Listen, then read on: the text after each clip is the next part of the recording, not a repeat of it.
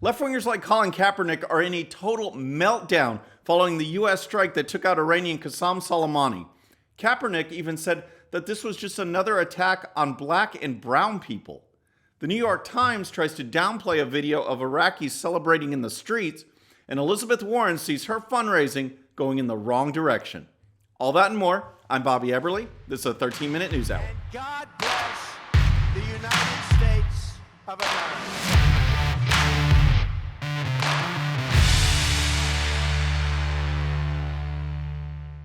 All right, friends, welcome to the show. I hope you had a great weekend. There were major meltdowns going all over the internet this weekend, thanks to the U.S. strike that took out an Iranian terrorist. The left just went nuts, and we're going to get into that, but I want to bring you up to speed on some of the actions that happened last weekend that led to this epic meltdown. So first, just to recap, on Tuesday, there was a militia in Baghdad that attacked our embassy. This is in Iraq. They attacked our embassy. These people were funded by the Iranian government. And there were damage done. They breached the inside of the compound. No American lives were lost, but President Trump acted very quickly, decisively, and brought in reinforcements there. Then, a few days later, intelligence learned that one of Iranian's big-time bad guys, General Qassem Soleimani, was in Baghdad near the airport, and intelligence showed that there was more American deaths planned. He's already responsible for hundreds of American deaths. This is a worldwide terrorist, and they saw him there, saw that he was planning more things against Americans. They took him out with a drone strike. Boom, he's gone. Now, this action was actually met with celebration by the Iraqi and Iranian people. They celebrated in the streets, and apparently that was too much for the New York Times, because one video that was put out there by our Secretary of State, the New York Times actually wrote a story about it, trying to downplay the celebration. Here's a report from the Daily Caller. It says, the New York Times claimed that a video shared Thursday by Secretary of State Mike Pompeo showing Iraqi people celebrating Iranian General Qassem Soleimani's death is misleading, despite the video being authentic. On Thursday, Secretary Pompeo tweeted a video showing Iraqi people celebrating in the streets after the assassination of Soleimani. The video has been shared over 58,000 times. So they agree, they acknowledge, the New York Times does, that the video is authentic, but they say it's misleading. All right, here's Pompeo's tweet. Here's what he put out. He said, Iraqis, dancing in the streets for freedom. Thankful that General Soleimani is no more. All right, and the video, that was a still shot I showed, but the video just shows them parading in the street, big flags, chanting, singing, celebrating, all right? And that, the New York Times felt that they needed to address, which just seems very strange to me. And here's more from the Daily Caller. Soon after, the Times published an article claiming Secretary Pompeo's description of the video was misleading, despite admitting that the video was in fact authentic. Mr. Pompeo's tweet, widely shared, is an example of how misleading information spreads in the age of social media when people are quick to accept and promote information that validates their own worldviews, the Times wrote. The report claimed that in reality, the group celebrating was very small and the minor demonstration was over in less than 2 minutes. So talk about spinning a story, and this isn't the first time that the New York Times has done this regarding information on Iran. I wonder what their motivation is there when this nation is so evil. They want to wipe Israel off the face of the earth. They are the leading sponsor of terrorism around the world, and the New York Times goes to bat for them. It makes no sense, and here's more. It says, despite the complaints about Pompeo sharing an authentic video to his followers, the Times has been no stranger to misleading and blatantly incorrect information about Iran. In a now deleted tweet, New York Times reporter Farnaz Fasahi falsely claimed that ballistic missiles launched by Iran in response to Soleimani's death were hitting a U.S. military base. She shared the information to her more than 46,000 Twitter followers.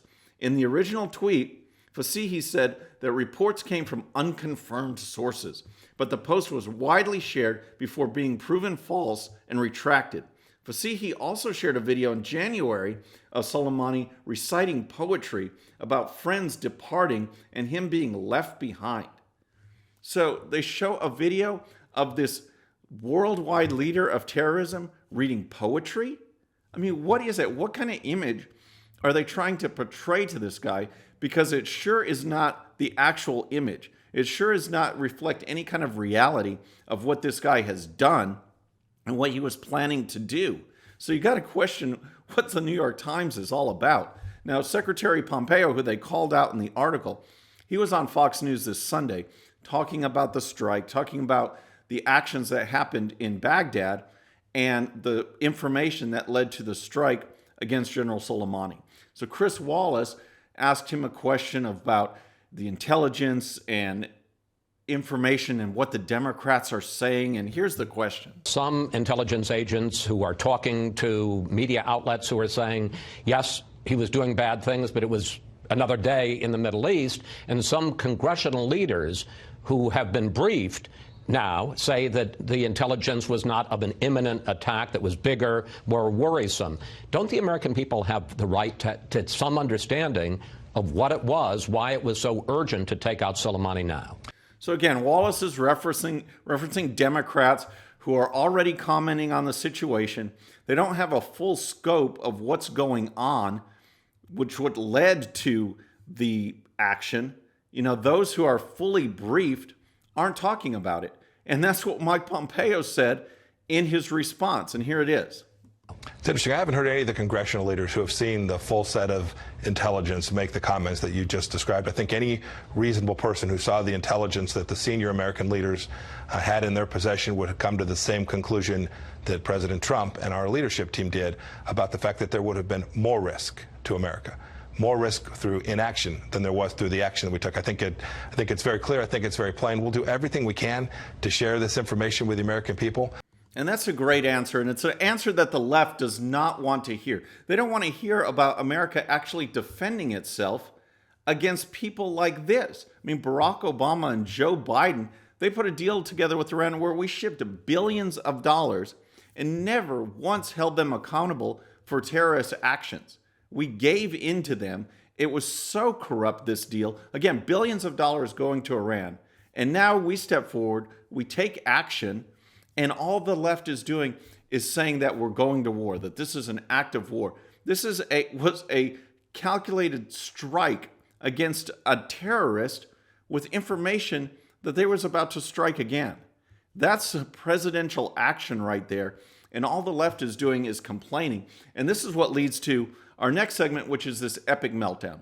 The left has gone unhinged. If you followed Twitter or any social media this weekend, it was crazy. It was crazy the things that they are saying. And I want to start with Colin Kaepernick because this is the cash cow for Nike, this guy. The anthem kneeler, America is bad, cops are pigs, that guy, Nike is invested in, and he keeps going. All right, this weekend, he called this strike against terrorist Soleimani an American act of terror against black and brown people, consistent with terror strikes against black and brown people. This is what Colin Kaepernick said, and it just defies any kind of logic to what the situation really happened. Here's a report from the Washington Examiner. Former NFL quarterback Colin Kaepernick accused the United States of terrorism after the deaths of Iranian General Qassem Soleimani and Iraqi leader Mahdi al-Mohandes. There is nothing new about American terrorist attacks against brown and black people for the expansion of American imperialism, tweeted the Nike partner. Kaepernick has been the source of much controversy after being dropped from NFL rosters for kneeling during the national anthem at football games. America has always sanctioned and besieged black and brown bodies both at home and abroad. American militarism is the weapon wielded by American imperialism to enforce its policing and plundering of the non-white world, he said. Hey, Nike, way to go. Way to put your money behind this guy. It's outrageous. So, of course, Alexandria Ocasio-Cortez, she couldn't sit back. Here's what she tweeted. Last night, the president engaged in what is widely being recognized as an act of war against Iran, one that now risks the lives of millions of innocent people. Now is the moment to prevent war and protect innocent people. The question of many is how publicly and congressionally. So, by the way, I just want to point out that there was no tweet from her when the embassy was attacked. All right, when these militias stormed into our embassy, breached our security, funded by Iran, no tweet from her on that. So, after we took out Soleimani, the Iranian government threatened to attack America. President Trump came back and said, all right, well, here's 52 targets that we're going to focus on if you attack us. And that led Cortez to tweet again. And here's what she said. She said, targeting cultural sites is a war crime. It should also go without saying that sites like Peripolis and its people are not only treasures to Iranians, they are gifts to humanity. They tell humanity's story. That is why authoritarians target them. They want to erase history. So that's Alexandria Ocasio-Cortez. Ilhan Omar jumped in as well, saying that President Trump acted illegally, that this was an act of, that it was an assassination, which if you're striking against a terrorist, you can take him out. The president has authority to do that, just like we took out bin Laden, just like we took out Soleimani. Here's her tweet. She said, the president of the United States is threatening to commit war crimes on Twitter. God help us all. 25th Amendment. So there's so many examples of this. And it goes on. Elizabeth Warren, she was on CNN.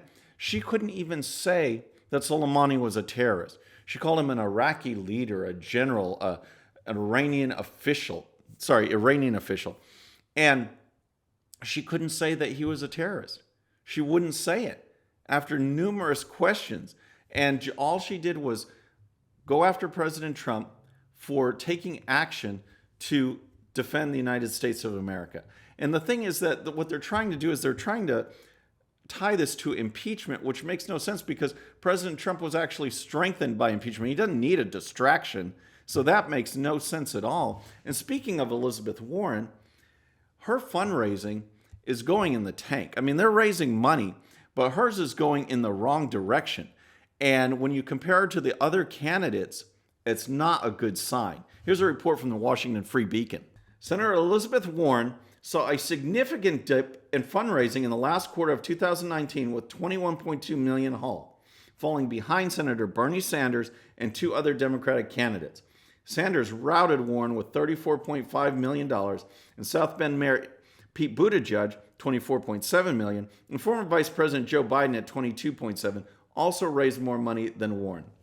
The story points out that Warren's fundraising for the last quarter actually fell 14% from the previous quarter. She is the only Democrat whose fundraising fell this quarter compared to previous. Everyone's raising more money than they did before, except for her. And maybe it's her stumbles that are finally adding up. I mean, again, she didn't know her own background. She claimed that her father worked as a janitor when he didn't. She said she was fired from a job for being pregnant, which she wasn't. Doesn't talk about that anymore. And her Medicare for All, the huge price tag, it was so outrageous. She doesn't even talk about that. It's issue after issue after issue, talking about taking away funding from charter schools. She's asked about it, and she says, well, her kids went to public schools, yet her son went to one of the most elite private schools in the entire country. That kind of stuff is what causes a candidate to take a fundraising hit and drop in the polls. Regardless of her energy, she seems to be sinking right now, and it's a great opening for Biden and Bernie Sanders. Finally, I want to talk about our future, because if you didn't think it was outrageous enough what Kaepernick and AOC and Ilhan Omar are saying, there's more, okay? This will put you over the edge, because an updated survey from YouGov, talking to millennials, talking to Gen Z, and the number that are thinking that communism, not just socialism, but communism is a good thing, is staggering. It's just so disheartening, the number of people in those age groups that believe it. And here's a report from Campus Reform. According to a poll commissioned by the Washington, D.C. area nonprofit Victims of Communism, 70% of millennials say they are likely to vote for a socialist, while 1 in 3 view communism favorably. The same poll also reported that 27% of people believe President Donald Trump is the biggest threat to world peace. The survey placed the U.S. president over North Korean dictator Kim Jong-un, Russian President Vladimir Putin, Chinese President Xi Jinping, and Venezuelan dictator Nicolas Maduro. According to YouGov, 36% of millennials say they approve of communism. That percentage is up almost 10% from 2018. So just in a year, it's jumped 10%. And this is the base that the far left is looking to grab. This is their policies. It is so far out there, and yet because of schools, because of the curriculum that's being pushed, filtered down by left-wing teachers' unions, this is what our kids are growing up thinking. They forget the horrors of communism, and they actually embrace it. It's so frustrating, but this is what leads to the Kaepernicks, the AOCs, the Ilhan Omars. So, folks, that's our show for today. I hope you enjoyed it. Please subscribe, and when you do, please hit that bell so you'll be notified, and we'll see you next time. I'm Bobby Eberle. This is a 13-minute news hour.